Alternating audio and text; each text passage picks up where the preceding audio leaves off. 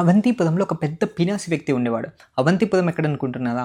ఒకప్పుడు ఉజ్జయిని అవంతిపురం అనేవాళ్ళు. ఇక్కడున్న ఈ పినాసి వ్యక్తి ఎలాంటి వాడంటే, తను సంపాదించిన ధనాన్ని తన కోసం, తన కుటుంబాని కోసం కూడా సరిగ్గా ఖర్చు పెట్టేవాడు కాదు. ఇది ఇలా ఉండగా కొంతకాలానికి తన ధనమంతా పరాయి పాలు, దొంగల పాలు, ప్రభుత్వం పాలు అయింది.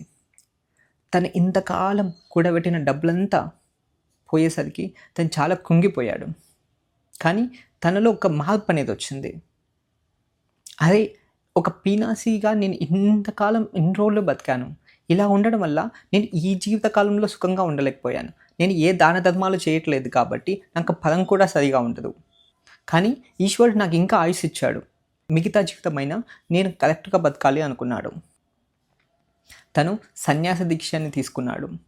దాంతోపాటు తను మౌనం పాటించేవాడు. కానీ తన చుట్టుపక్కల వాళ్ళంతా ఏం చేశారంటే, ఇంతకాలం తను పిసినారిగా ఉండి సడన్గా ఇలా మారిపోయేసరికి తను బాగా అవమానించేవాళ్ళు. పో నువ్వు ఇంతకాలం ఇంత పిసినారిగా బతక ఇప్పుడేమో దొంగ నాటకాలు వేస్తున్నావు అని చెప్పేసి అనేవాళ్ళు. కానీ అవమానం ఎంత స్థాయికి వెళ్ళిపోయిందంటే, తను తీసుకున్న భిక్షాపాత్రం తీసి విసిరేసేవాళ్ళు, తన జపమాలను దాచిపెట్టేవాళ్ళు, తన్ని కట్టేసి కొట్టేవాళ్ళు. ఇంకా నువ్వు మాట్లాడవా, ఎందుకు మాట్లాడవు, నువ్వు ఎందుకు మౌనంగా ఉన్నావు అని చెప్పేసి బాగా కొట్టేవాళ్ళు. అంతే కదండి, మనం బాగా సహిస్తూ ఉంటే మిగతా వాళ్ళు ఇంకా ఎక్కువ అవమానం చేస్తారు. కానీ తనలో తాను ఇలా అనుకున్నాడు, నాయం జనోమ సుఖదుఃఖ హేతువు నా దేవతాత్మానం గ్రహకర్మ కాల మనపరం కారణం ఆమనంతి సంసార చక్రం పరివర్తయత్యత్. అంటే ఏంటంటే, నా ఈ సుఖదుఖాలకు కారణం దేవతలు కాదు, ఈ గ్రహాలు బాగలేవు ఆ గ్రహాలు బాగలేవు అంటారు కదా, అది కూడా కాదు. పోనీ కాలం ఏదో మన టైం బాగలేదు అంటారు కదా, అలా కాలం కూడా కారణం కాదు. పోనీ నేను చేసుకున్న ఒకప్పటి కర్మ వల్ల ఇప్పుడు అనుభవిస్తున్నా అంటే అది కూడా కారణం కాదు. ఇప్పుడు నేను అనుభవిస్తున్న ఈ దుఃఖానికి కారణం నా మనసే. అంతే కదండి.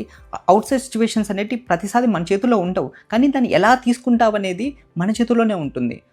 సుఖమైన దుఃఖమైన చాలా వరకు మనం ఎలా తీసుకుంటాం అనే దాన్ని బట్టి, మనం ఎలా రియాక్ట్ అవుతాం అనే దాన్ని బట్టి సుఖమైన దుఃఖమైన ఉంటుంది.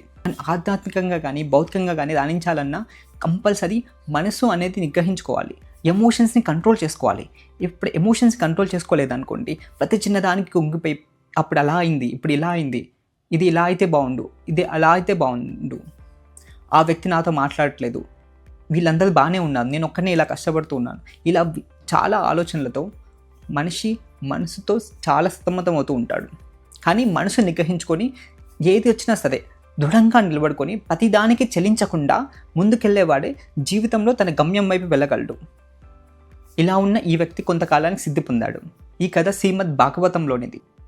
ఈ వీడియోకి మీకు లైక్ కామెంట్ చేయమని నేను అడగను, కానీ ఒకటి మాత్రం మనం గుర్తుంచుకోవాలి, ఏంటంటే నెక్స్ట్ టైం మనం ఏదైనా సరే మనకి చాలా సాడ్నెస్ అంటే మనకి దుఃఖం వచ్చినప్పుడు ఇది నిజంగా అవుట్ సైడ్ నుంచి వచ్చిందా, లేకపోతే నాలో నేను దీన్ని ఇలా తీసుకోవడం వల్ల నాకు ఇలా అనిపిస్తుందా అనేది ఒకసారి ఆలోచించుకుంటే మనకు వచ్చిన చాలా ప్రాబ్లమ్స్ మనకు అసలు ప్రాబ్లమ్సే కాదు, మనం ఇలా రియాక్ట్ అవుతున్నాం కాబట్టి మనకు ప్రాబ్లం లాగా అనిపిస్తుంది అని చెప్పి మనకు తెలుస్తుంది. కాబట్టి మనో నిగ్రహమే గొప్ప బలం. మరో వీడియోతో కలుద్దాం. ధన్యవాదాలు.